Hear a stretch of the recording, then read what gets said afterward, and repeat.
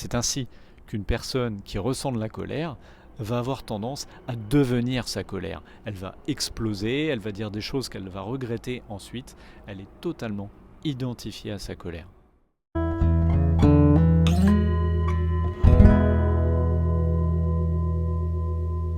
Bonjour, chères exploratrices et chers explorateurs de conscience.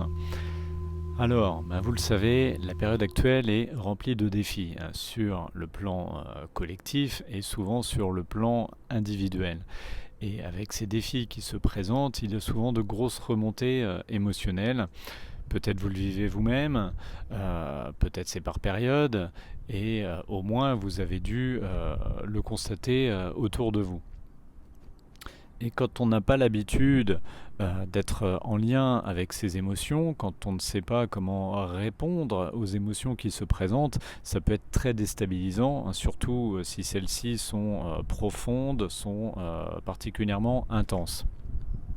Donc aujourd'hui, j'ai choisi de faire cette vidéo autour des émotions et plus particulièrement de l'intelligence émotionnelle. Alors d'ailleurs, je ne sais pas si vous avez déjà entendu cette expression d'intelligence émotionnelle.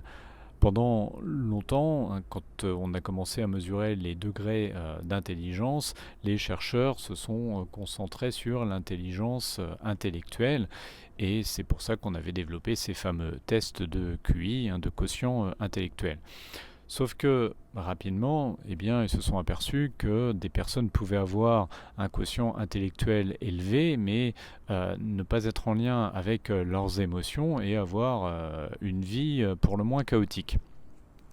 Donc on a vite compris que l'intelligence émotionnelle était un facteur clé du bien-être de l'individu et pour avoir une vie équilibrée, harmonisée, il est autant nécessaire de développer son aspect mental que de développer son aspect émotionnel.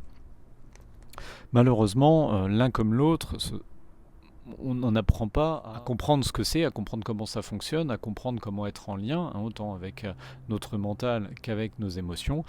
On n'apprend pas ça dans l'enfance, généralement, on n'apprend certainement pas ça à l'école. Donc finalement, les choses les plus fondamentales qui nous permettent de fonctionner en tant qu'être humain, qui nous permettent de nous épanouir, le système scolaire, la société de façon générale, nous fait passer complètement à côté. Donc l'intelligence émotionnelle, qu'est-ce que c'est ? Déjà la première chose, il faut comprendre ce qu'est une émotion. Une émotion, tout le monde n'en a pas conscience, mais c'est simplement un message que nous envoie notre corps, notre cerveau. Donc chaque émotion va avoir une signification précise. La tristesse, évidemment, ne veut pas dire la même chose que la colère ou que la joie. Et on pourrait dire que c'est le langage universel du corps. Qu'on ressente de la joie en tant que Français, en tant que Brésilien, en tant que Chinois, peu importe, le message qu'il y a derrière, c'est toujours exactement le même. Alors, d'ailleurs, on pourrait dire que à l'origine, notre cerveau avait des émotions primitives qui allaient permettre notre survie. La colère allait nous permettre de nous protéger face à un danger, d'attaquer, d'agresser. La peur allait nous permettre de fuir et les notions de joie, de plaisir allaient nous permettre la recherche de choses qui étaient importantes pour notre survie. Par exemple, plus on avait faim, plus on avait le besoin de ressentir à manger et plus on avait une sensation de plaisir, de satisfaction au moment où on pouvait enfin manger. Donc on pourrait dire qu'au fil de notre évolution, notre cerveau a développé comme comme des nuances d'émotions. Les émotions se sont développées, ont pris des colorations différentes, des spécificités différentes, et c'est ainsi qu'on n'a pas seulement de la colère aujourd'hui, mais on peut ressentir de l'agacement, de la frustration, de l'exaspération, du ras-le-bol. Il y a tout un tas de nuances, jusqu'à la rage, à la révolte, l'injustice, etc.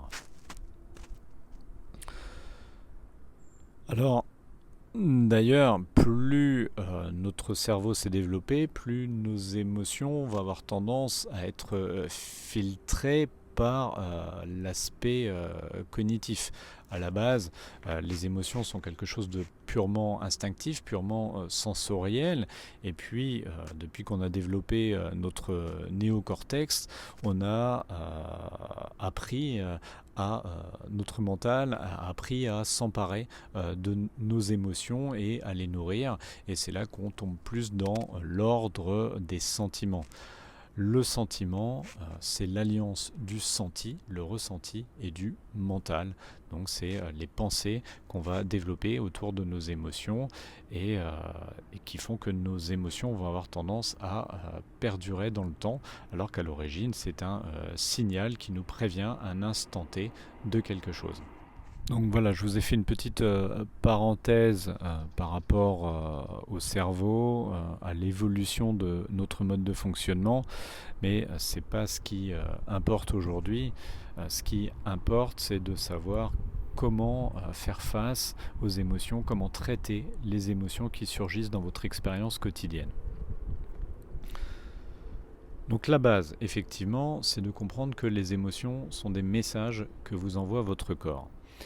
Et le principe est très simple, c'est que ces messages vont vous guider vers vos objectifs, que ceux-ci soient conscients ou inconscients, peu importe. Eh bien, quand vous vous rapprochez d'un objectif, votre corps, votre cerveau va vous envoyer au moins une émotion positive. Par exemple, vous avez envie de manger. Au moment où vous mangez, si ce que vous mangez vous plaît, en tout cas, vous ressentez une émotion positive, de la satisfaction, du plaisir, etc. Et à l'inverse, quand vous vous éloignez d'un objectif, que vous ratez votre objectif, votre cerveau vous envoie au moins une émotion négative. Donc si vous, par exemple, vous avez raté votre plat, il est brûlé, ou il y a un problème, il y a des aliments avariés, c'est immangeable, là vous allez ressentir de la frustration, ça peut aller jusqu'à la colère. Et donc ça marche pour tous les objectifs que vous poursuivez au quotidien. Et on poursuit, qu'on en ait conscience ou pas, des centaines d'objectifs dans notre journée. Peut-être votre premier objectif quand vous vous réveillez, c'est d'éteindre votre réveil. Vous avez votre réveil qui vous casse les oreilles, donc là ça produit une émotion négative, peut-être justement de l'agacement, de l'exaspération. Et puis dès que vous éteignez votre réveil, il y a une forme de soulagement, votre objectif a été atteint. Donc on pourrait dire que les émotions sont une véritable guidance interne, comme un GPS qui va pouvoir vous guider tout au long de votre journée. Alors, face à une émotion positive, il n'y a pas de problème. L'émotion positive vous indique que vous êtes dans la bonne direction, ou même que vous avez déjà atteint votre objectif. Donc au pire, vous avez juste à continuer ce que vous êtes en train de faire. À poursuivre votre chemin jusqu'à l'atteinte de votre objectif. Par contre, les émotions négatives, elles vous signalent un problème. Elles vous signalent que vous n'êtes pas aligné sur votre objectif. Donc quand vous êtes confronté à une situation négative, vous avez le choix entre 3 solutions. Alors on verra, ça dépend des situations. Parfois, il ne sera pas possible de choisir parmi les 3. Vous n'en aurez que 2 de possibles, voire une seule.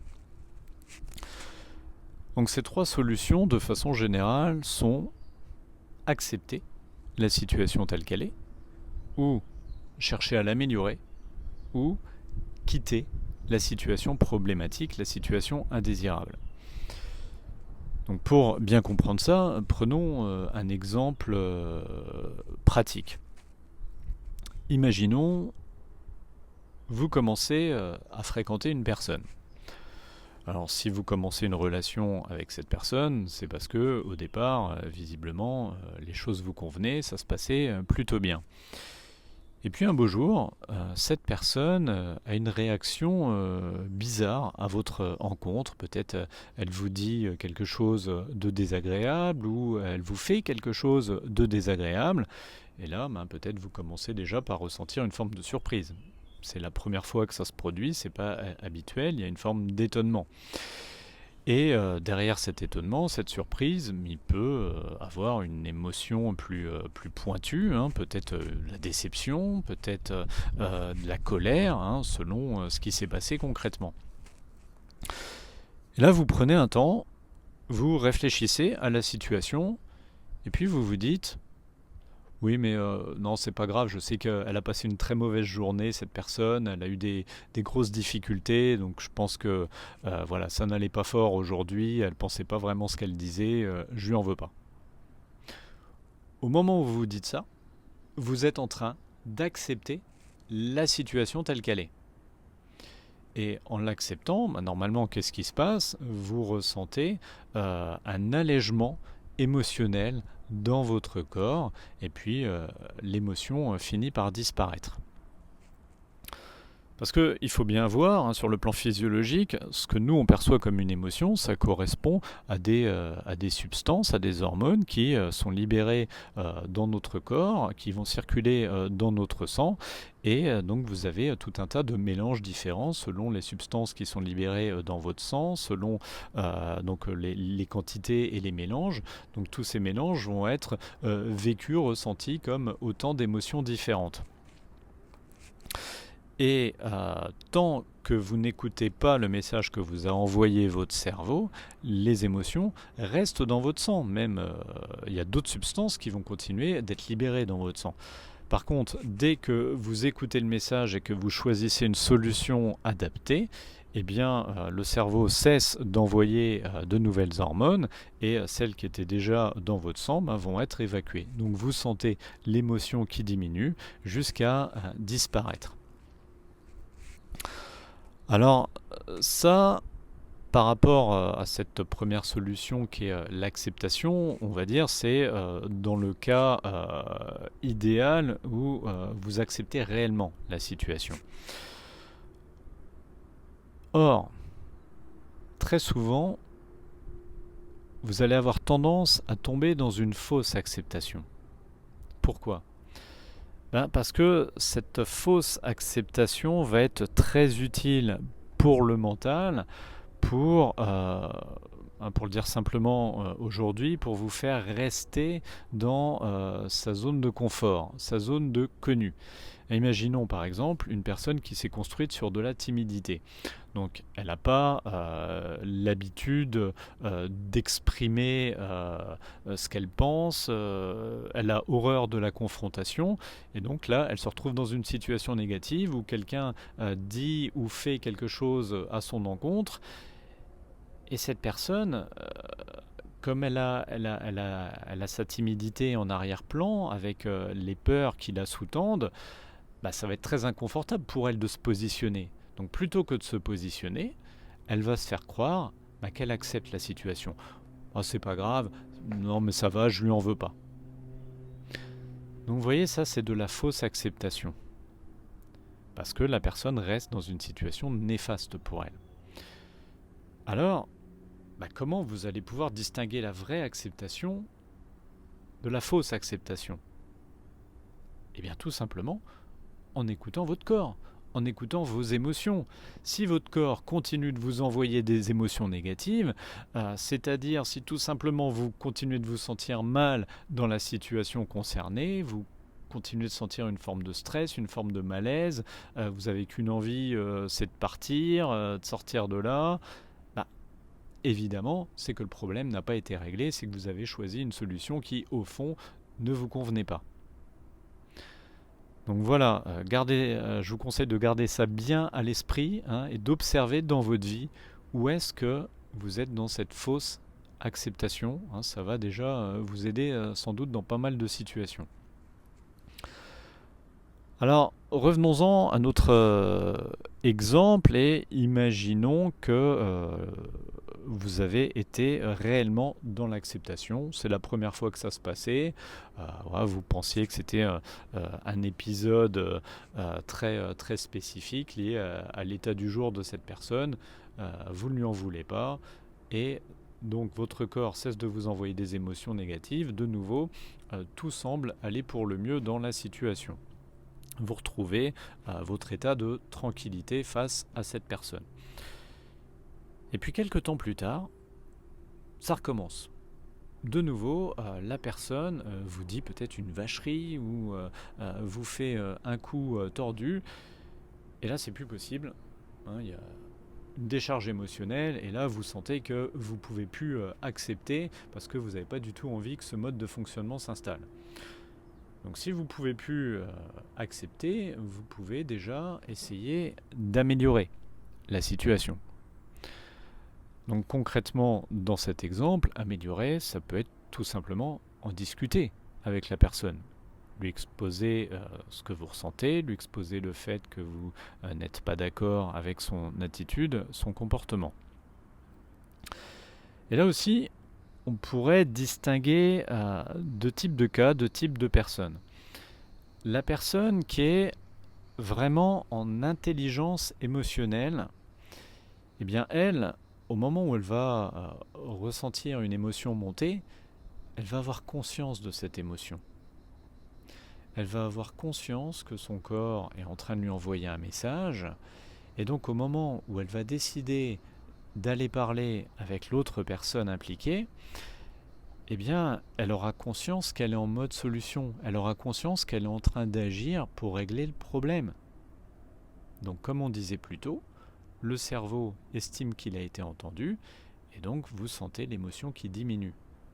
Donc si par exemple vous décidez d'aller voir la personne chez elle, eh bien au moment où vous allez vous retrouver en face d'elle, vous aurez déjà une certaine tranquillité. Alors il y aura peut-être encore quelques restes d'émotions, puisque vous n'avez pas encore discuté, dans la réalité le problème n'est pas réglé, mais en tout cas vous savez que vous êtes en mode solution, donc vous êtes déjà beaucoup plus tranquille. Or, comme vous le savez certainement, la plupart du temps c'est pas comme ça que ça se passe. C'est-à-dire, quand vous ressentez de la colère vis-à-vis de quelqu'un, eh bien au moment où vous lui parlez, vous avez tendance à être sous le coup de la colère. Et pourquoi ça se passe comme ça la plupart du temps ?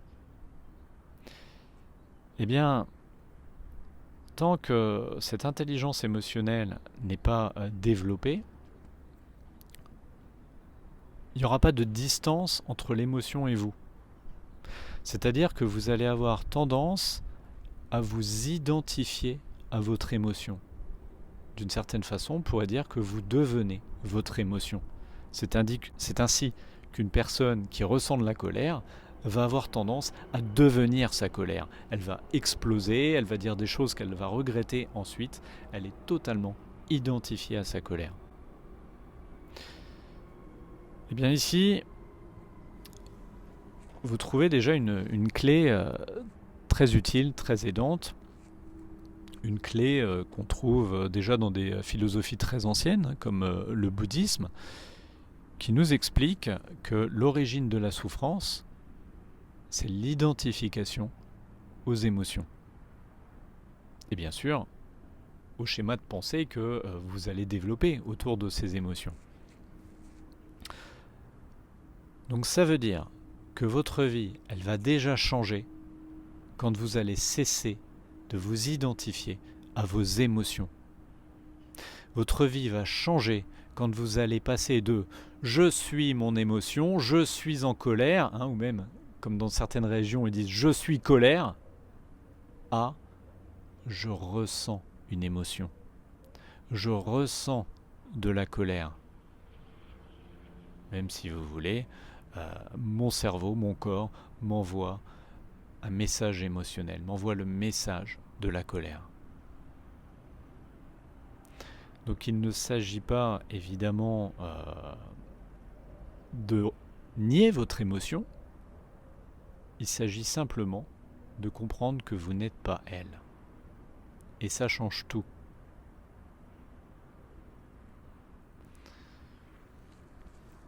à une image que j'aime beaucoup, que vous connaissez peut-être, où notre vraie nature, c'est comme le soleil qui brille dans un grand ciel bleu. Et puis vous allez avoir des émotions fortes, orageuses, qui vont passer, avec des pensées négatives qui vont tourner autour. Ce sont tous les nuages qui passent dans le ciel. Et qu'est-ce qui se passe dans ces moments-là ? Eh bien, vous vous identifiez aux nuages. Et vous oubliez que votre vraie nature, elle est inchangée. Derrière les nuages, il y a toujours un grand soleil.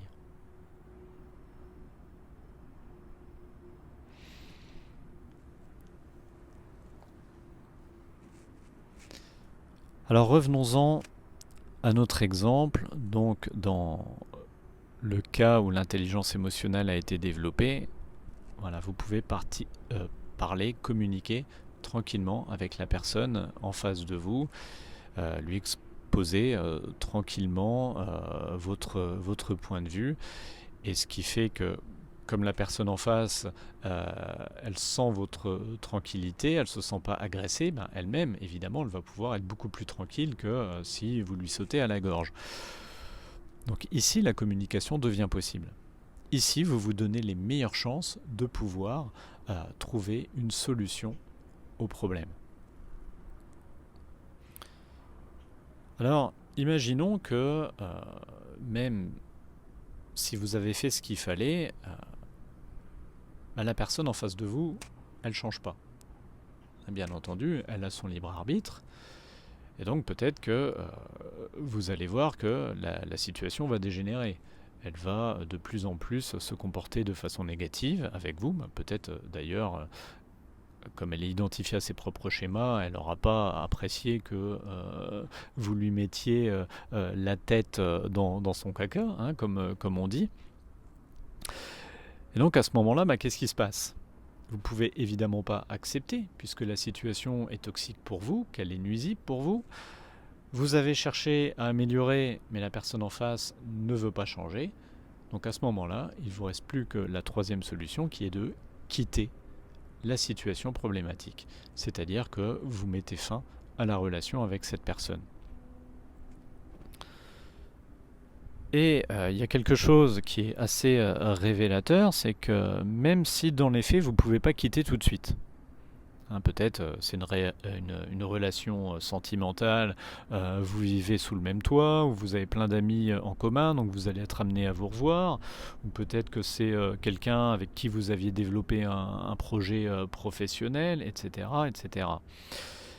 Mais même si dans la réalité vous ne pouvez pas quitter tout de suite, le temps d'organiser le changement, eh bien vous allez remarquer la plupart du temps que vous vous sentez déjà nettement mieux. Et oui, parce que la décision a déjà été prise et vous êtes en train d'agir pour mettre cette décision en pratique, pour la manifester concrètement. Donc votre cerveau, il a été entendu, vous avez choisi une solution adaptée, il n'a plus besoin de vous envoyer la même émotion, avec la même intensité, peut-être même il n'y aura plus du tout d'émotion. Donc ça, c'est la base de l'intelligence émotionnelle. Comprendre ce fonctionnement. Émotion positive, ok, je peux continuer comme je suis en train de faire, je vais atteindre mon but, ou peut-être même je ressens une forte émotion positive parce que je viens d'atteindre mon but.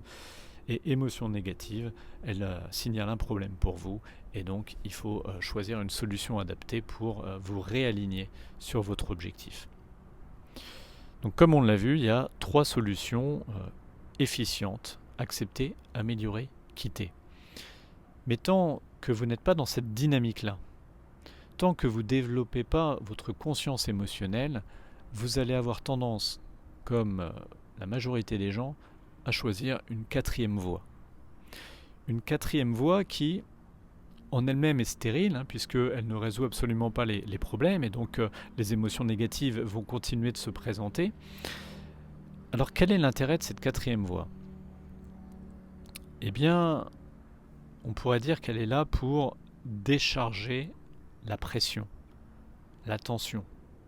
Plus plus loin tension.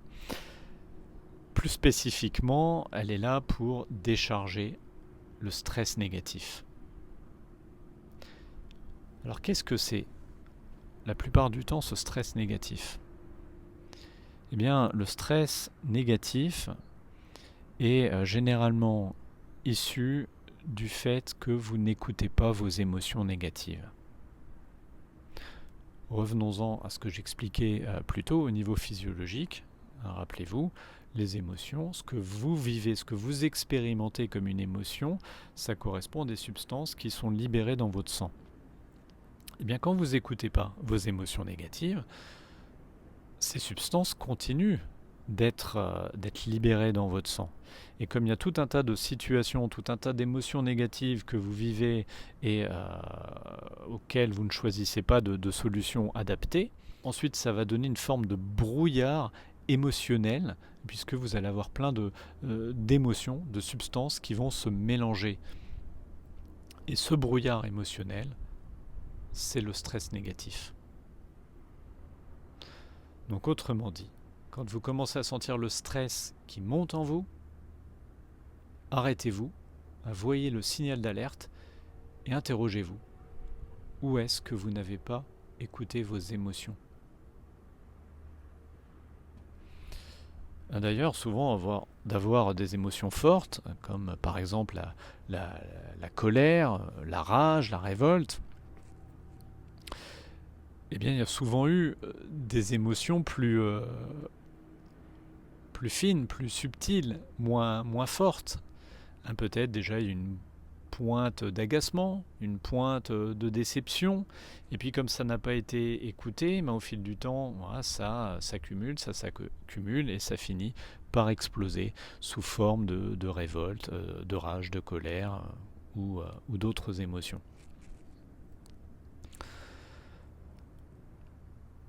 Alors, quelle est cette quatrième voie qui va vous permettre d'évacuer le stress, d'évacuer de la tension? Alors je précise, il peut avoir des moyens ponctuels, spécifiques. Par exemple, il y a des gens, dès qu'arrive le week-end, ils vont aller se défouler à la salle de sport, ou ils vont aller courir. Ça permet de décharger le stress, le trop-plein accumulé pendant la semaine. Mais au quotidien, comment faire? Comment faire quand les situations se présentent dans la journée? Eh bien, cette quatrième voie, c'est la voie de la plainte, de la victimisation.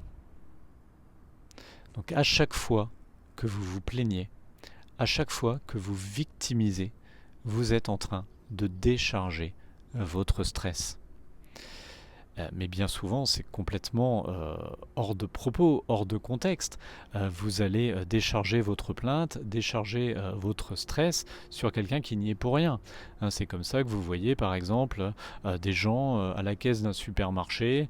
Il y en a un qui ne va pas faire attention, qui va passer devant l'autre, et tout d'un coup, ça va être des invectives, ça va être une dispute. À ce moment-là, les personnes ont trouvé l'opportunité de décharger leur stress. Donc vous voyez, c'est comme une patate chaude que vous allez refiler à quelqu'un. Et ce qui peut donner la volonté, ce qui peut être l'élément déclencheur pour sortir de ce mécanisme, c'est de voir comment ça fonctionne au niveau collectif. Au niveau collectif, vous voyez une gigantesque chaîne de plaintes. En plus, en France, on est un peu les champions du monde de la plainte, de la victimisation.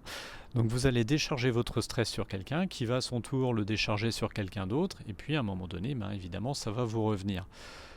Donc tant que vous ne mettez pas fin à ce mécanisme, vous nourrissez ce schéma au niveau collectif. Vous continuez de nourrir le négatif. Donc la question à vous poser, c'est: est-ce que vous avez envie de continuer de nourrir ça? Ou est-ce que vous avez envie de nourrir quelque chose de plus sain, des interactions plus humaines, plus aimantes, plus chaleureuses, plus positives, plus paisibles? Alors, si on ramène ça purement au niveau individuel, quittez la plainte, quitter la victimisation va vous faire switcher dans un nouveau paradigme. La victimisation vous amène à perdre l'emprise sur votre vie. Rappelez-vous ce qu'on a vu plus tôt. Il y a 3 solutions efficientes qui vous permettent de sortir des problèmes, c'est-à-dire d'agir sur votre réalité. Quand vous êtes en mode solution, vous êtes en mode acteur de ce que vous vivez. Vous êtes en mode co-créateur. À l'inverse, lorsque vous êtes en mode victime, en mode plainte, vous perdez le pouvoir d'agir sur votre expérience. Vous vous percevez comme la victime, vous vous percevez en position de passivité, ça vous amène dans la passivité, vous subissez vos expériences, vous perdez le pouvoir d'agir, le pouvoir de vous sortir de vos problèmes. Donc si on le dit autrement, la victimisation, la plainte, ça constitue un frein à main énorme qui va vous empêcher d'être acteur de votre vie. Donc observez, je vous invite vraiment, c'est essentiel, c'est fondamental, à observer toutes les façons que vous avez de vous plaindre, de vous victimiser. Il y a des personnes chez qui ces mécanismes vont être très visibles. Des personnes, c'est un petit peu l'image du Méditerranéen qui va se plaindre avec des grands gestes à voix haute. Mais souvent, la plainte, c'est quelque chose de plus interne dans vos façons de penser, dans votre discours intérieur. Regardez ce discours intérieur qui vous met en position de Calimero. Alors, pour les plus jeunes, si vous ne connaissez pas l'image, je vous invite à regarder sur YouTube ce petit personnage de Calimero, un petit poussin noir avec une coquille d'œuf sur la tête et qui était souvent en train de se plaindre et qui disait « Oh, c'est vraiment trop injuste ». Donc voilà, d'ailleurs vous pouvez utiliser ce symbole, vous voyez ce petit Calimero dans votre tête à chaque fois que vous partez dans la plainte, à chaque fois que vous partez dans la victimisation. Et dites stop. Et si vous dites oui mais je peux pas faire autrement, vous voyez bien que on en revient aux réseaux neuronaux, ces schémas de fonctionnement sont ancrés dans votre cerveau sous forme de connexions neuronales. Donc bien entendu qu'au départ votre cerveau il va résister, mais à chaque fois que vous faites le jeu de la résistance, vous continuez d'entretenir les anciennes connexions neuronales, vous continuez d'entretenir ce cercle infernal qui vous tire vers le bas, qui vous draine votre énergie. Donc bien sûr, vous allez vous trouver toutes les justifications possibles pour continuer de vous plaindre. C'est-à-dire votre cerveau, dans ses modes de fonctionnement habituels, ancrés sous la forme de connexion neuronale, va alimenter tout ce qui est possible pour vous faire continuer de fonctionner de la même façon, pour continuer de justifier le fait que vous êtes la victime et que vous avez raison de vous plaindre. Mais quand vous faites ça, vous-même, vous êtes en train de vous tirer vers le bas. Vous-même, vous drainez votre énergie. Vous-même, vous vous faites perdre votre propre pouvoir. Donc la décision qui vous importe, c'est de se dire stop. À chaque fois que vous voyez le schéma de victime, le schéma de plainte qui arrive, stop. Vous savez très bien que c'est pas ça qui va résoudre le problème. Bien au contraire, ça va faire que l'alimenter.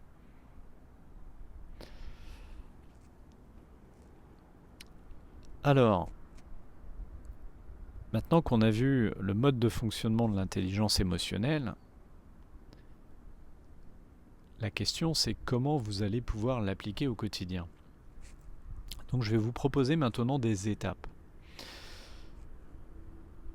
La première étape de l'intelligence émotionnelle, comme d'habitude, c'est la prise de conscience. Parce que si vous n'avez pas conscience de ce que vous ressentez, vous ne pourrez jamais passer aux étapes suivantes. Donc la première chose, c'est de prendre conscience de ce que vous ressentez. Alors bien entendu, facile à dire, mais comme souvent, très difficile à faire au départ, parce qu'encore une fois, vous n'avez pas l'habitude. Donc là, en écoutant cette vidéo, ça vous paraît peut-être évident, mais demain matin, en vous levant, il y a très peu de chances que vous y pensiez. Donc ici, il va falloir ancrer un nouveau mode de fonctionnement, une nouvelle habitude. L'habitude de vous demander ce que vous ressentez. Et pour développer cette habitude, vous pouvez utiliser toutes les astuces qui vous semblent bonnes. Ça peut être de mettre un post-it sur votre table de chevet, un post-it sur le miroir de votre salle de bain. Ça peut être de mettre des rappels sur votre smartphone. Vous voyez une notification qui apparaît régulièrement et où c'est écrit dessus « Qu'est-ce que je ressens ?» Et là, vous arrêtez un instant. Alors si vous utilisez la notification, je vous conseille aussi de changer régulièrement l'heure des rappels pour créer à chaque fois un effet surprise.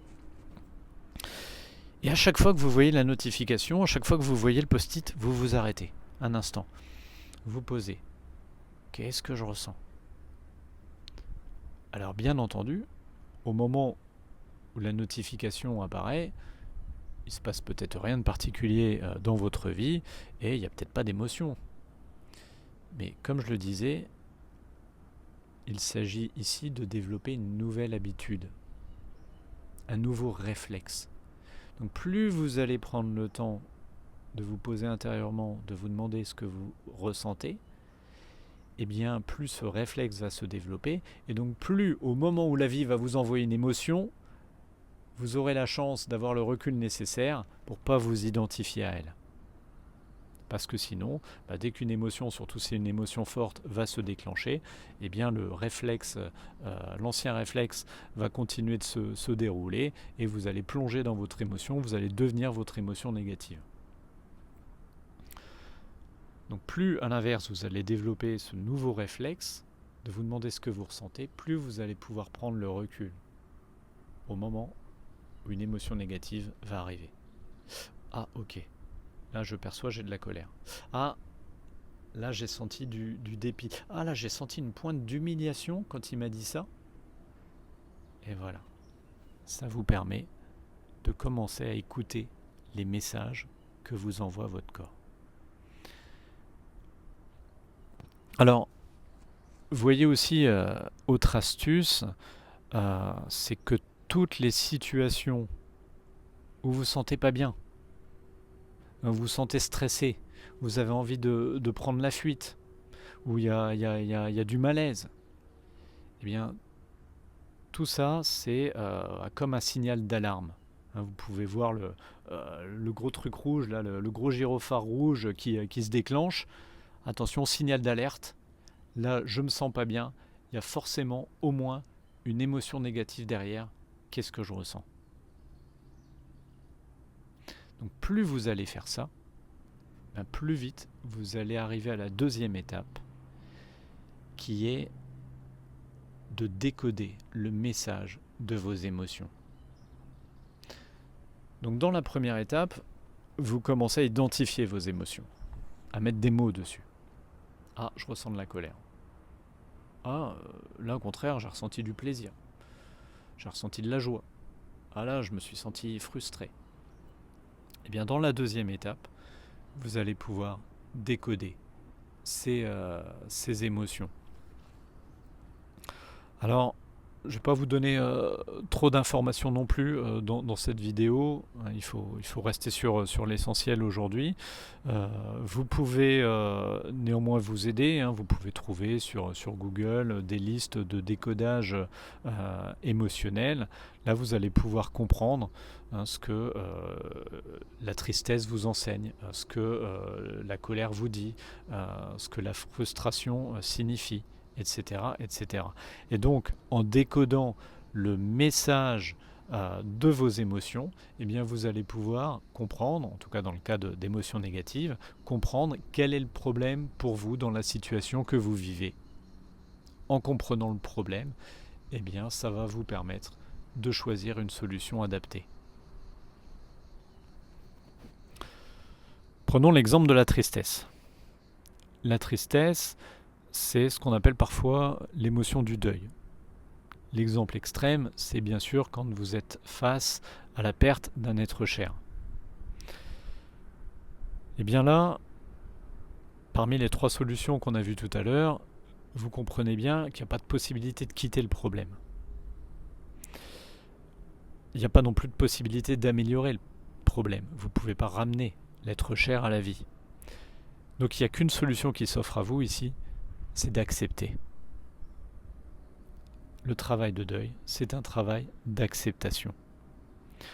Donc là, bien sûr, c'est un exemple extrême, mais dans tous les cas où vous ressentez de la tristesse, ça veut dire qu'il y a un deuil à faire, il y a quelque chose à accepter. Accepter que vous n'avez pas eu ce que vous vouliez dans cette situation.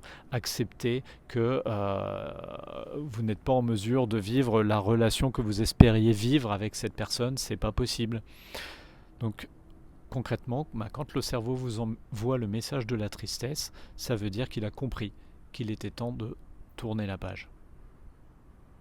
Une fois que vous avez pris conscience que vous ressentez de la tristesse, mais il vous appartient de faire ce choix consciemment. Je tourne la page, j'accepte, je passe à autre chose. Donc vous voyez avec cet exemple l'importance de décoder ce que vous ressentez. En comprenant le problème, vous pouvez choisir la solution qui convient. Alors, on va rajouter une étape intermédiaire qui va être utile lorsque il y a une autre personne concernée dans la situation. Et souvent, ça sera le cas. Vos émotions négatives les plus fortes, elles vont souvent être déclenchées par les comportements, les paroles d'autres personnes. Eh bien, une fois que vous-même, vous avez compris ce que vous ressentez, que vous avez compris quel était le problème pour vous, je vous invite, dans cette 3e étape, à vous mettre en empathie avec l'autre, à vous mettre à la place de l'autre. Alors, j'imagine que parmi vous, il y a bon nombre de personnes qui sont particulièrement sensibles et empathiques. Donc ça veut dire que vous pouvez directement ressentir, vous mettre à la place des autres. Pour les autres personnes, ou si ce sont des situations qui vous affectent particulièrement et que vous n'arrivez pas à être en empathie naturellement, eh bien vous pouvez vous poser la question intellectuellement, vous mettre à la place de l'autre personne, en vous demandant qu'est-ce que je pourrais bien ressentir moi si j'étais à sa place dans cette situation. De son point de vue, qu'est-ce que cette personne peut bien ressentir. Alors quel est l'intérêt de cette étape-là ? Eh bien, alors on en avait parlé dans une vidéo précédente, c'est qu'à la base, votre cerveau, il était censé s'occuper que des dangers réels, c'est-à-dire des dangers qui menaçaient vraiment votre survie physique. Bien, face à un tel danger, on pourrait dire qu'on va ressentir une peur réelle. En quelque sorte, vous avez raison d'avoir peur. Par exemple, vous regardez avant de traverser, il n'y a rien, il n'y a aucun véhicule, donc vous traversez, et puis tout d'un coup, il y a une moto qui déboule à fond dans le virage et qui fonce sur vous.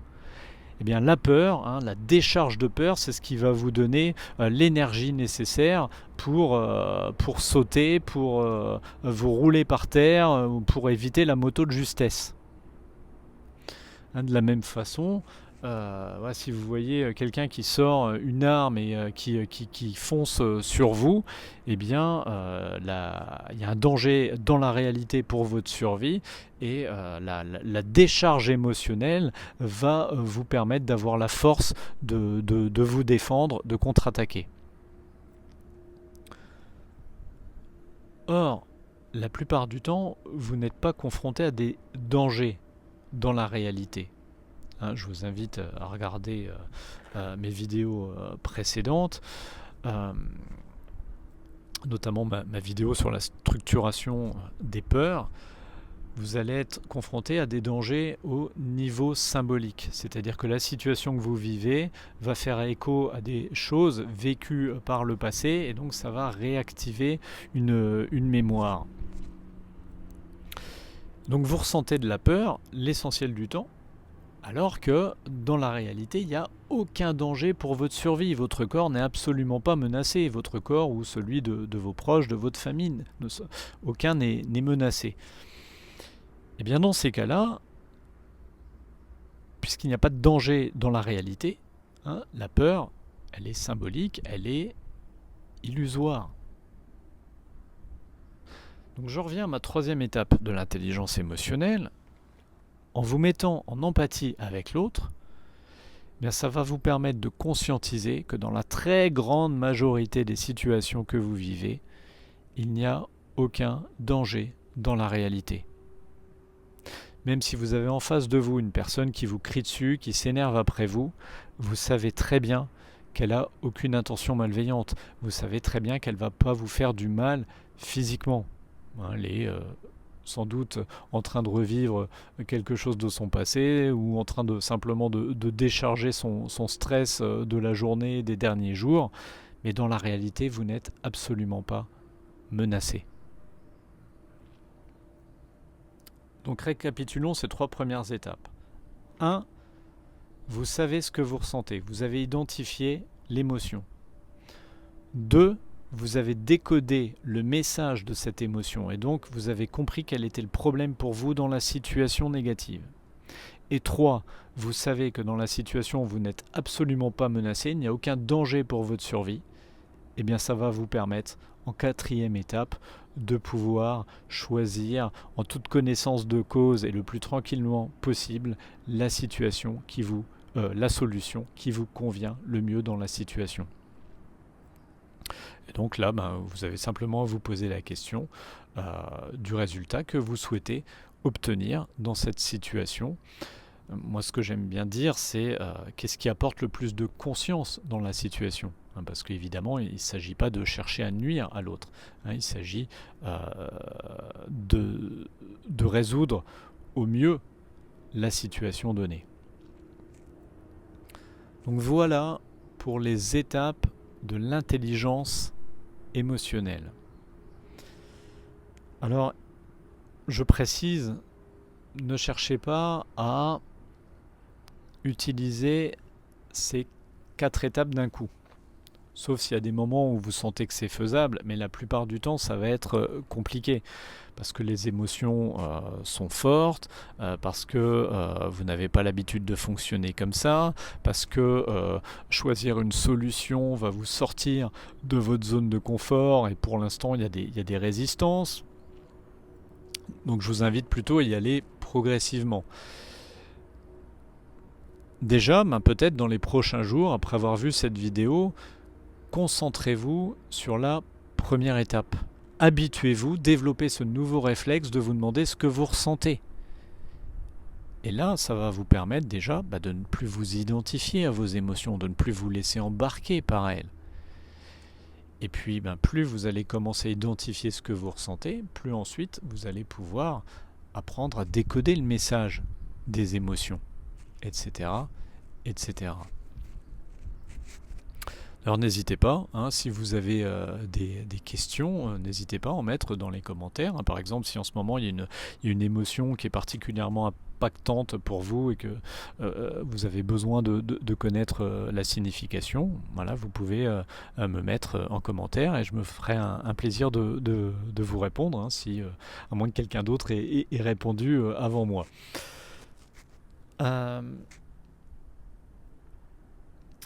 Alors, maintenant, il y a quelque chose d'autre qui me paraît important de préciser. L'intelligence émotionnelle, là tout ce que je viens de vous expliquer, ça veut dire que puisque le corps nous informe de ce que nous vivons dans une situation donnée, que ce soit de façon positive ou négative, quelque part, ça veut dire que nos émotions, en tout cas ça laisse entendre que nos émotions devraient toujours être proportionnelles à ce qu'on vit. Dans le cas d'une situation négative, nos émotions négatives devraient être proportionnelles à l'intensité du problème rencontré. Pourtant, et je suis sûr que vous en avez tous fait l'expérience, il y a diverses situations, et sans doute plein de situations dans votre vie où vous avez eu la sensation que vos émotions étaient totalement disproportionnées. Hein, peut-être même après coup, vous dites, mais en fait, il n'y avait rien dans la situation. Pourquoi j'ai ressenti cette émotion négative? Alors, comment c'est possible, ça? Bien, tout à l'heure, je vous expliquais que tant que vous n'avez pas écouté votre corps, votre cerveau, les émotions n'étaient pas évacuées. Donc, ce qui veut dire que l'information émotionnelle, elle est restée en vous. Autrement dit, toute votre vie jusqu'à maintenant, on pourrait dire que vous avez rempli un réservoir émotionnel. Évidemment, ça a commencé dans l'enfance. Donc dans votre enfance, voilà, si vous viviez des difficultés particulières, si vous en vouliez à vos parents pour certaines choses, si vous aviez l'impression qu'ils ne répondaient pas à certaines de vos attentes, vous avez accumulé des émotions, des émotions, des émotions, et vous avez un réservoir émotionnel qui s'est rempli comme ça. Donc imaginons une personne qui a accumulé beaucoup de colère. On peut prendre le cas extrême d'une personne qui a subi des formes de violence dans sa famille. Elle a accumulé, elle a accumulé, elle a accumulé. Et un jour, son réservoir de colère, il déborde. Donc, quand elle va se retrouver dans une situation qui va correspondre au message de la colère, par exemple, quelqu'un lui donne l'impression de prendre du pouvoir sur elle, eh bien, c'est tout le réservoir émotionnel passé de colère qui va se déclencher. Donc la personne, elle va exploser. Alors que peut-être dans la réalité, il ne s'est rien passé. Et que la personne en face, elle n'avait même pas du tout l'intention de prendre du pouvoir sur elle, mais juste, elle lui a donné cette impression-là. Pareil, si une personne a vécu une forme d'abandon dans son enfance, abandon qui n'est pas forcément réel, qui peut être symbolique. Par exemple, son père travaillait tout le temps, il était tout le temps en déplacement professionnel, la personne se sentait abandonnée par son père. Eh bien, à l'âge adulte, elle va percevoir tout un tas de situations comme des symboles d'abandon qui vont réactiver cette blessure. Et pour un rien, sa blessure d'abandon va ressurgir, elle va se sentir abandonnée. Alors que dans la réalité, il n'y a rien. Peut-être, elle a rendez-vous avec une amie, et puis une heure avant, son amie lui dit « Ah, désolé, j'ai un imprévu, je ne peux pas venir. » Boum, décharge d'abandon. Alors que dans la réalité, son amie avait peut-être un imprévu important, et elle ne pouvait pas faire autrement. Donc, si je résume tout ça, ça veut dire que pour l'instant, il y a deux aspects dans vos émotions. Il y a, encore une fois, la réalité et la symbolique. La réalité, c'est, prenons le cas d'une émotion négative, d'une situation négative. Donc la réalité, c'est quel est le problème dans la situation donnée. Est-ce que réellement, il y a un problème dans cette situation, quelque chose qui appelle une solution de ma part.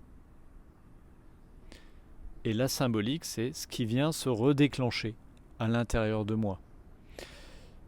Et tant que vous ne guérissez pas ces émotions du passé, eh bien elles vont continuer de se représenter à vous. Donc il est fondamental d'aller les traiter. Il est fondamental d'aller vider le réservoir des émotions passées.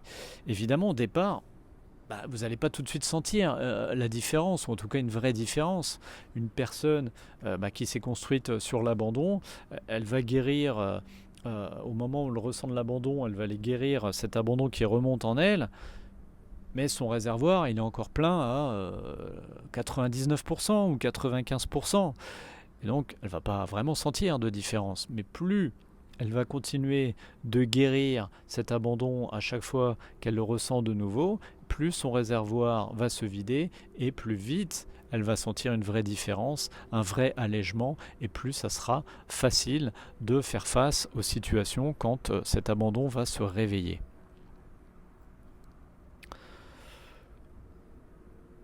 Donc ici, vous comprenez aussi que les situations négatives que vous vivez, eh bien, ce sont des cadeaux. Ce sont des cadeaux parce que en réactivant ces émotions passées, elles vous permettent d'y avoir accès pour que vous puissiez les traiter. Donc si par exemple vous avez des personnes en ce moment qui vous font péter des plombs, qui vous font vous sentir super mal dans votre vie, alors ça ne veut pas dire qu'il faut laisser faire dans la réalité, évidemment. Mais en tout cas, elles vous apportent des cadeaux énormes. Elles vous permettent de contacter ces émotions qui sont en vous depuis très longtemps et que vous n'avez jamais traitées. Alors comment traiter ces émotions passées qui reviennent? Il y a différentes techniques. Si vous n'avez pas l'habitude de guérir vos émotions, si vous avez des émotions particulièrement fortes, particulièrement enracinées, je vous conseille vraiment de vous faire accompagner.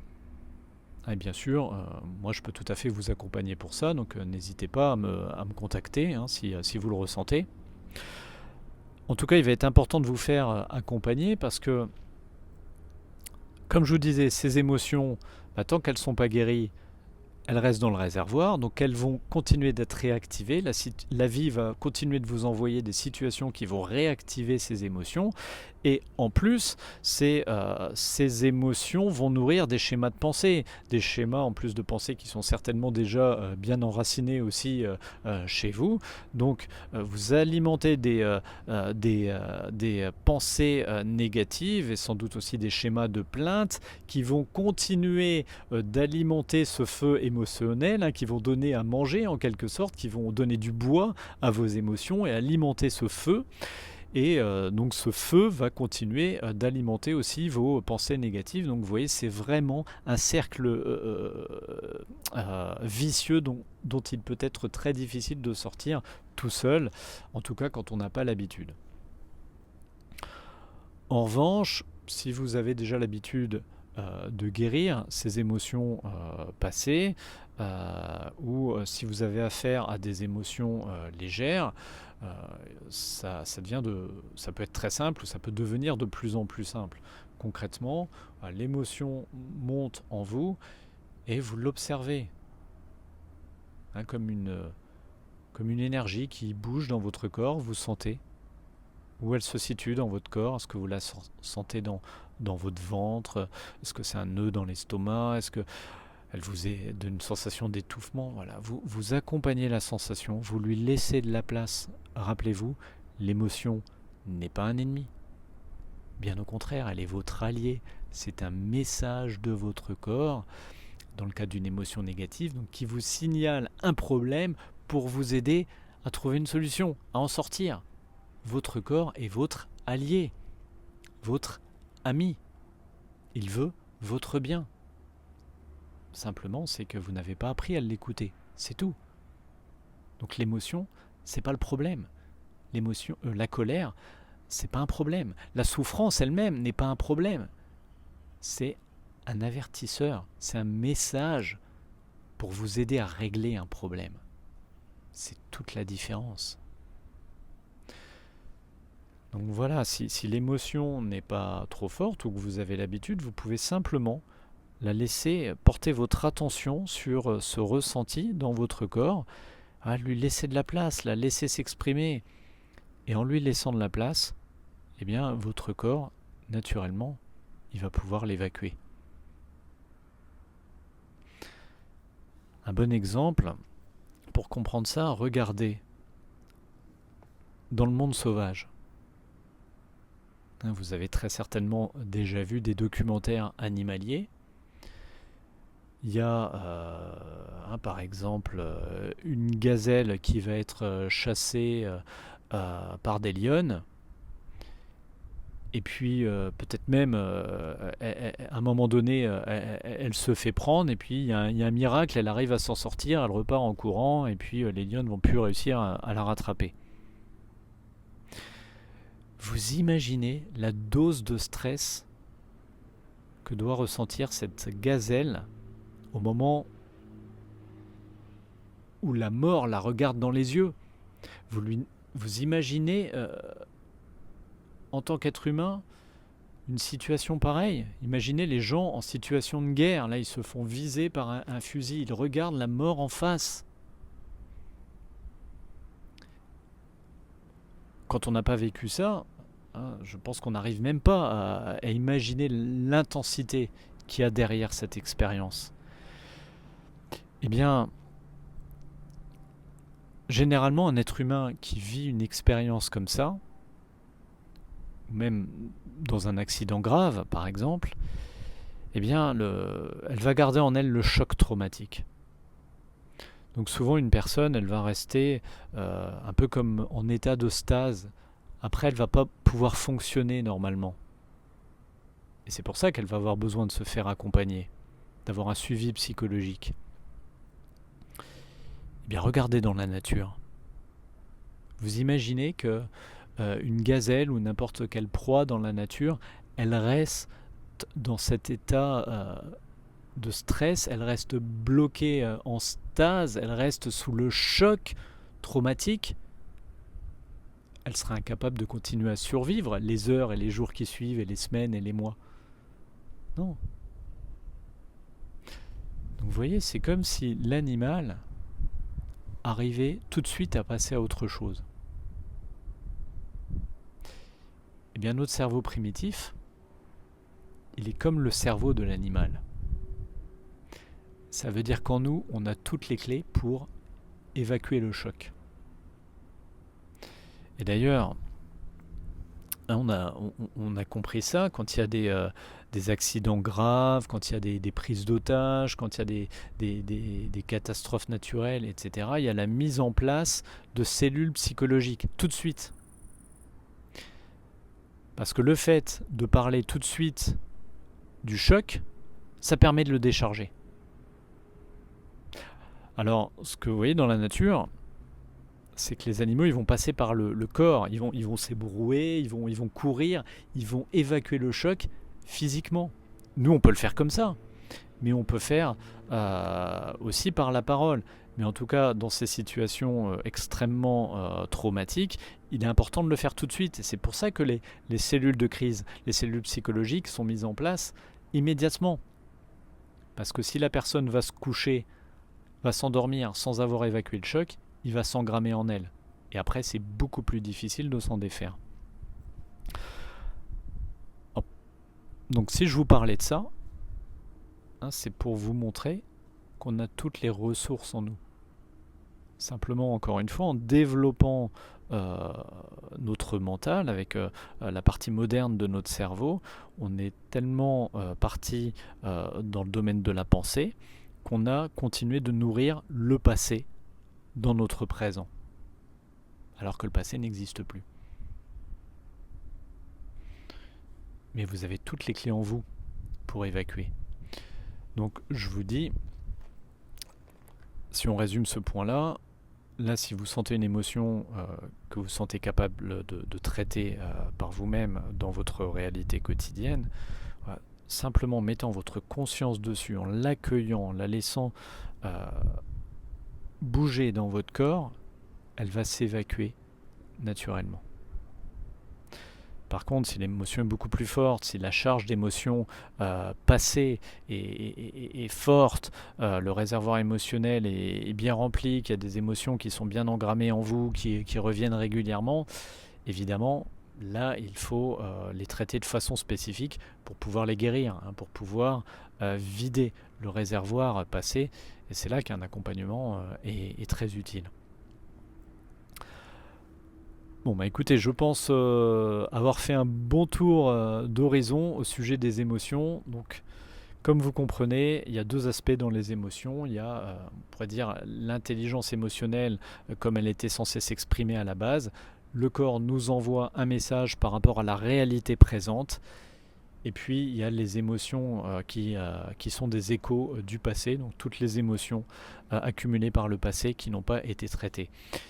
Et voyez que pour l'instant, donc il y a une forme de de confusion, c'est-à-dire que ces émotions passées qui vont se ramener dans le présent vont avoir tendance à vous faire percevoir les situations présentes comme des problèmes, alors que dans la réalité, il n'y a pas de problème. Hein, par exemple, vous pouvez mal prendre ce que quelqu'un vous a dit, et puis après, en ayant une vision plus globale de la situation, ou simplement en réfléchissant à ce qui s'est passé, vous vous rendez compte qu'en fait, il n'y avait absolument aucun problème. La personne n'a rien fait contre vous, n'a rien dit contre vous, c'est juste vous, vous avez cru à quelque chose, vous avez répété quelque chose de votre passé, vous l'avez mal pris. Donc traitez vraiment sous les deux aspects. L'émotion, elle se déclenche fortement parce qu'il y a quelque chose de mon passé à guérir. Et puis, une fois que vous avez guéri cette émotion, il est plus facile d'y voir clair dans la réalité présente. Et là, vous pouvez vous poser la question, est-ce que dans la réalité de la situation présente, il y a un problème?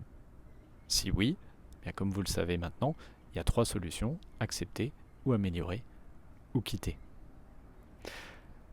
Voilà, écoutez, si vous avez des questions, comme je vous disais, surtout vous pouvez les poser dans vos commentaires. J'espère en tout cas que cette vidéo vous sera utile et profitable. Mais vous allez voir que si vous pratiquez les différentes clés qu'il y a dans cette vidéo, vous allez vraiment faire un shift, faire une bascule. Votre vie, elle va vraiment, vraiment, vraiment changer. Voilà, écoutez, au plaisir de vous retrouver très bientôt. Belle pratique.